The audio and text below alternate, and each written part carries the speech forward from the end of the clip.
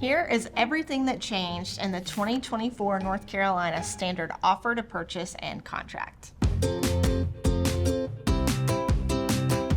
So I have, thanks to Ryan, this nice little overhead setup to see, kind of the actual document and what changed. I'm going to begin right here on page 1, Form 2-T, if you're in North Carolina and use these forms. It's an 18-page document.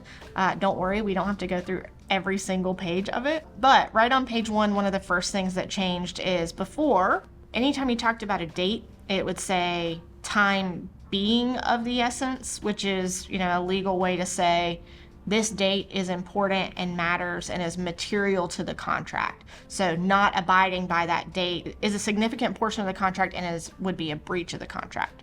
If you're saying a date is not material, it's kind of saying we want to close around July 31st, but it could have some wiggle room. But if the time is of the essence, then that date is the date. And if we don't hit that date, then we've got a problem. So while the change is minor, it says now time is of the essence. I think it's just to unlegalese it a little bit.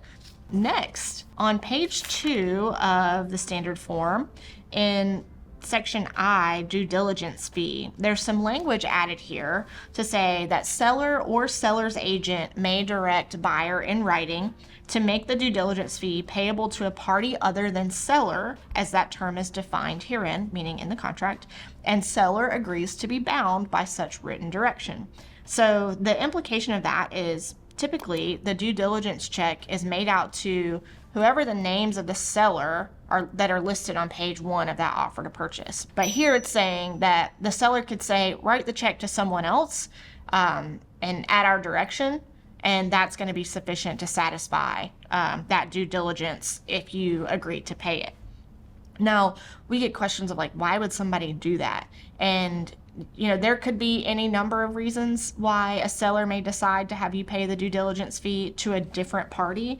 But the most common context I think we will see this is with estates. Say, a group of siblings inherited a property and perhaps one of them has put significant money into upfitting or making repairs to the property. And as a way to try to divert some of the funds to recoup those costs, all the siblings agree, just go ahead and give the due diligence money back to that particular sibling. Moving on to the due diligence period. So this change, according to the North Carolina Association of Realtors and the North Carolina Bar Association, the real property section, they said that the checkboxes were added to create more certainty around the due diligence period because agents, their words not mine, agents often fill this section out wrong as currently drafted, and these changes will provide a risk management benefit. In practice, yes, I also see that it's not quite filled out correctly, and that can cause issues. So now there are 2 checkboxes. You can only pick one. So the due diligence period could begin on the effective date and extend through 5 p.m. on insert a date. Don't put NA. Insert a date. Or you can check the box that is new, or the period extending for X number of days. So insert a number, not NA. X number of days after the effective date and ending at 5 p.m. on the last day of the period. So why might you choose one or the other? Let's say the sellers are traveling during the process. They got out of their house for all the showings. They got a bunch of offers in while they're on vacation. And even though they have agreed by text to the terms and this is the offer that they're going to accept, let's say they're not able to actually sign the contract until they get back, or maybe they don't have great service to e-sign, whatever that may be. That means the effective date isn't going to be until after the last party has signed. So if you enter in a date certain, the due diligence period is going to end on July 10th, and you submit that offer on July 1st, but the sellers don't sign it until July 3rd, then you have lost days in that due diligence period. So there could be a benefit to saying, okay, we're going to have 10 days after the effective date, 21, whatever number you decide on, so that the time period starts running from the effective date and not based on a specific date. Either one is okay depending on the circumstances, but you can only pick one. right, let's move on to our next change, which is, this is a minor change when the summary of the changes doesn't even devote any time to this, but in the buyer's due diligence process, there's some language saying that the buyer can continue to investigate the property after the due diligence period is over. That was already in there, but the language that was added says, as allowed under paragraphs 4 and 8C herein. So paragraph 4 is all about the buyer's due diligence process, the types of things that they can look at, but 8C, let's flip to that, is all about access. So it's saying that the seller shall provide reasonable access to the property through the earlier of closing or possession by buyer. So that's not just through the due diligence period, unless it's, the due diligence period ends at closing or possession by buyer. But if those dates are different, then the access, while it has to be reasonable, must be provided. All right, next thing. So section 8A. This is going to be a closing attorney's best friend.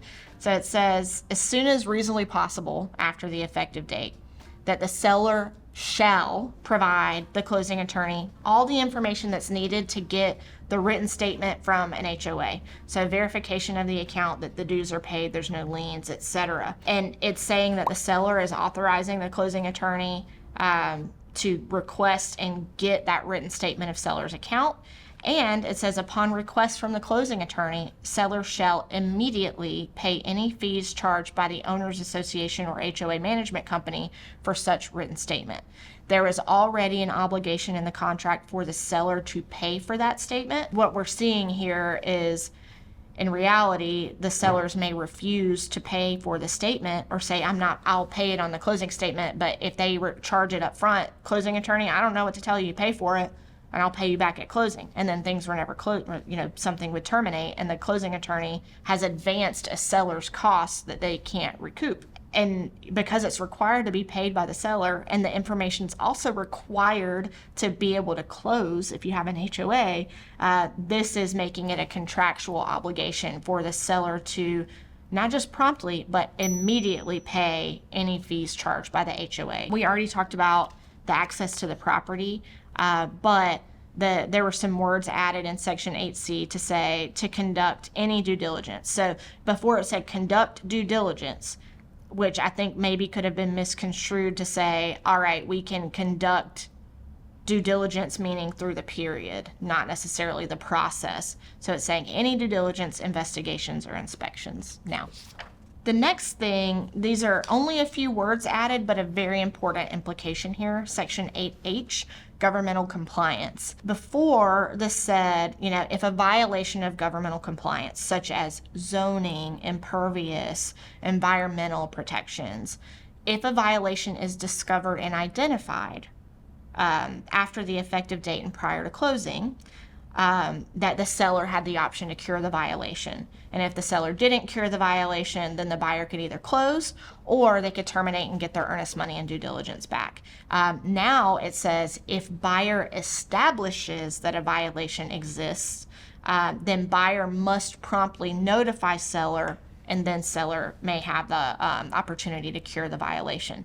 It continues on, still giving the option for if seller can't cure or doesn't cure, that buyer can accept it or they can terminate and get earnest money and due diligence back. But the wording change here means that the buyer, it's their responsibility to show that the violation exists, and they actually have to tell the seller. And it's so that, things that a seller wasn't aware of, truthfully wasn't aware of. It's not as if they knew it and they were trying to get one over on the buyer.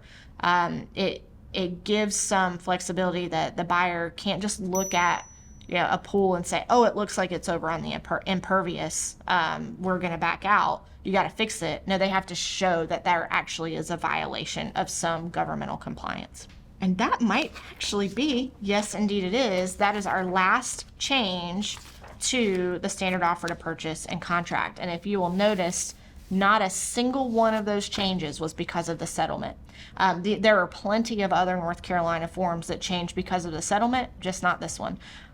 So, minor changes this year. The previous 2 years, 22 and 23, I think were significant changes here, but nothing really crazy, and really not anything that's going to change too much of your day-to-day of going through these contracts. So hopefully you found that helpful for the changes to the 2024 offer to purchase and contract.